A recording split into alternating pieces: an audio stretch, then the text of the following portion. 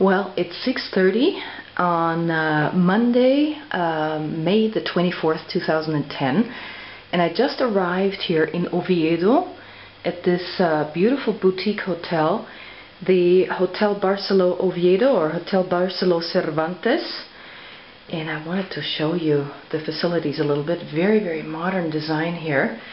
This is the shower. Very nice. Right over here is the bathroom, also equally modern.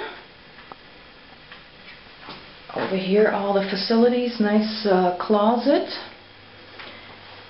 nice entrance area, and I wanted to show you now the bedroom area of this beautiful five-star hotel. Two twin beds that obviously can be pushed together into a king bed. Interesting decor, very, very modern. Nice flat screen television. Nice sitting area with a mini fridge. Beautiful avant-garde lighting. And the view out over the rooftops of Oviedo from the Hotel Barcelo Cervantes right here in Oviedo. I'm gonna start to head out now into town.